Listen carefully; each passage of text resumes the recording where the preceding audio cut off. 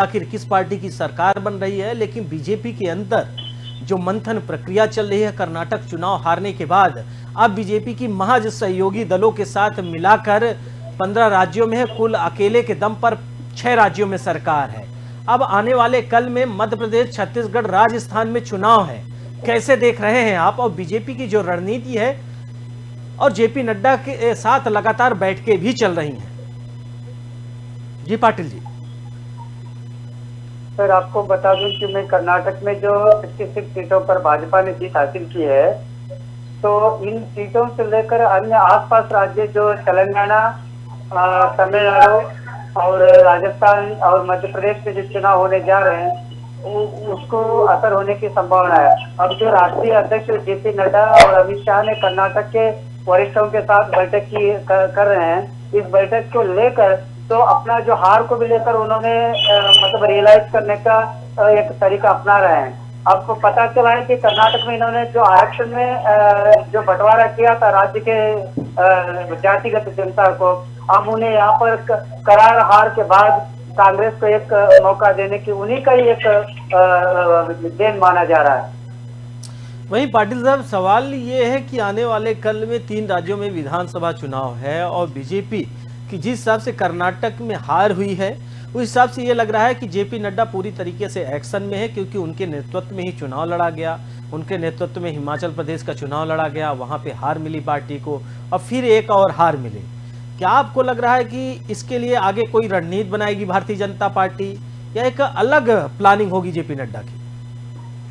देखिए, जेपी नड्डा और अमित शाह ने जो गुजरात की रणनीति कर्नाटक में अपनाया था, वही रणनीति यहाँ पर उनको पता लगा कि कर्नाटक में विफलता के बाद ही अब आने वाले जो अन्य राज्यों में जो चुनाव के लिए उनकी रणनीति, अगर गुजरात की रणनीति अपनाए जाएंगे तो वहां पर विफलता सही होगी। अब कर्नाटक में जो बजरंग दल को जो टर्मिनेट करने की जो बात की गई थी, तो उस बात को लेकर इन्होंने जो हंगामा मचा रखा था, उस हंगामे को लेकर इन्होंने जो इश्यू बना रहे हैं अन्य स्टेटों में, अब पता चलेगा कि आने वाले समय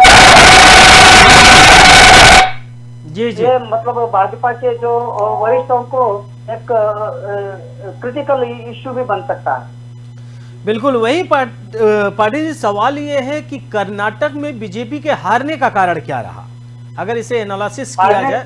जी, कर्नाटक में हारने का कारण यही है जातिगत बंटवारा। जो लिंगायत में जो मुसलमानों का 4% आरक्षण इन्होंने छीना था और बंजारा समुदाय का आरक्षण जो एसटी में थे उनको डाइवर्ट करने का एक तरीका था, और एसटी समुदाय को भी इन्होंने आरक्षण अपने मनमानी से दे रखा था और संवैधानिक रूप से इन्होंने जो आरक्षण दिया था उसी को लेकर कर्नाटक में इनको करार हार का जो सामना करना पड़ा। वहीं पर अगर 554 जो सीटें जो पीएसआई से नियुक्ति में जो इन्होंने जो भ्रष्टाचार किए थे और के भी बिजली विभाग में जो नियुक्ति में इन्होंने जो भ्रष्टाचार किए थे, पीडब्ल्यूडी भ्रष्टाचार, लगातार इनका भ्रष्टाचार और जो जातिगत रूप से जो वायलेंस क्रिएट करने का कारण ही इनको भाजपा का हार को सामना करना पड़ा। बिल्कुल, लेकिन पाटिल साहब, सवाल ये है कि बीजेपी और कांग्रेस, बीजेपी वर्सेस कांग्रेस कर्नाटक में था, ये आपने भी देखा, हम सब ने देखा, लेकिन समय के साथ कांग्रेस का सत्ता पर आना, क्योंकि इसके पहले भी जब कुल मिला के एग्जिट पोल्स आए थे तो उसमें भी ये अनुमान जताया गया था कि कांग्रेस सरकार बना रही है। तो बीजेपी, क्योंकि लिंगायत जो समुदाय है उनके नेता थे, फिर लास्ट में वो कांग्रेस में चले गए, काफी उथल पुथल भी कर्नाटक में देखने के लिए मिला। तो क्या सिर्फ और सिर्फ भ्रष्टाचार, लिंगायत जो समुदाय थे इनके जाने से, या फिर जो रिजर्वेशन था एससी के लिए, एसटी के लिए और लोअर क्लास के लिए, ये मुद्दा था, या फिर और भी कोई मुद्दे ऐसे थे कि जो बीजेपी के लिए सबब बने?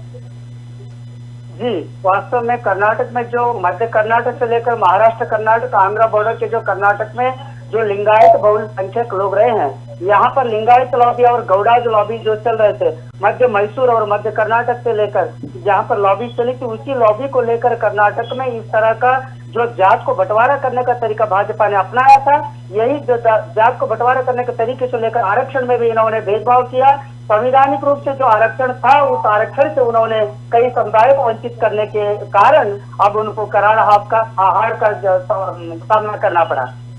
वही एक महत्वपूर्ण सवाल है पाटिल जी, सवाल ये कि अब 3 विधानसभा के चुनाव है 2023 में, इसके आगे छत्तीसगढ़, मध्य प्रदेश और राजस्थान। अब इन तीनों के लिए बीजेपी क्या स्ट्रेटेजी बना सकती है, क्या तैयारी होगी बीजेपी की, और किन चीजों के क्या जाति विशेष या धर्म विशेष जो एक राजनीति के पहलू हैं, ये सब उनके अंतर्गत अब चुनाव लड़ा जाएगा या विकास मुद्दा होगा? देखिए, राजस्थान में भी विकास और जो अंदरूनी जो जातिगत बंटवारे को लेकर वहां पर भी कुछ मुद्दे सामने आ रहे हैं। छत्तीसगढ़ में भी वही है और मध्य प्रदेश में भी। मध्य प्रदेश में कई दिनों में कई जातियों को दबाने की कोशिश की जा रही थी। वहां पर भी एक तरफा जो डिसीजन लेने का जो इश्यू है, उस इश्यू को लेकर लेकिन राष्ट्रीय जो केंद्र समिति है, इन्होंने किस तरह के निर्णय लेंगे उसके ऊपर निर्भर होगी। तो नड्डा और अमित शाह की जो रणनीति है, इन मतलब नॉर्थ इंडिया में जितना कामयाब रहेगा उतना साउथ इंडिया में नहीं रहा। लेकिन अब की जो चुनाव है और उतना उम्मीद हम नहीं कर सकते कि कर्नाटक का असर वहां पर हो, लेकिन कर्नाटक का असर 2024 के चुनाव में होगा। बिल्कुल बिल्कुल। वही पाटिल जी, लास्ट प्रश्न आपसे कि कर्नाटक चुनाव में रिजल्ट आ गया, कांग्रेस की जीत हुई और उसमें दो मुख्य किरदार सामने आए, एक सिद्धारमैया, एक डीके शिव कुमार। लगातार उनको लेकर दिल्ली में मंथन चल रहा है। जो कांग्रेस के राष्ट्रीय अध्यक्ष हैं मल्लिकार्जुन खड़गे के नेतृत्व में यह बैठक हो रही है। क्या आपको लगता है कि कांग्रेस हाईकमान कर्नाटक की कुर्सी और कर्नाटक की गद्दी किसे सौंपेगा? देखिए, अगर वरिष्ठ सीनियरिटी को लेकर जो सिद्धरामैया की बात करेंगे तो राहुल गांधी सिद्धरामैया के पक्ष में निर्णय ले रहे हैं। वहीं पर मल्लिकार्जुन खड़गे कर्नाटक के हर जड़ को जानते हैं, जमीनी स्तर से कर्नाटक की राजनीति के बारे में जानने वाले।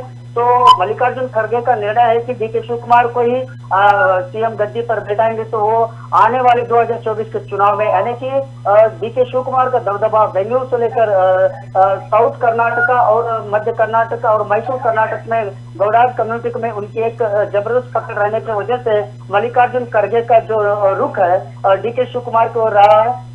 कुछ वरिष्ठ नेताओं का निर्णय है कि सिद्धरामैया जो पिछली 2013 के सरकार में उन्होंने 5 साल का कार्यकाल अपने एक तरीके से चलाया था, कर्नाटक में किसी तरह का वायलेंस हो या विकास में किसी तरह का अफवाह नहीं फैला। उन्होंने जो 168 जो उन्होंने जो वादे किया था, 168 में उन्होंने 158 वादे पूरा किया था।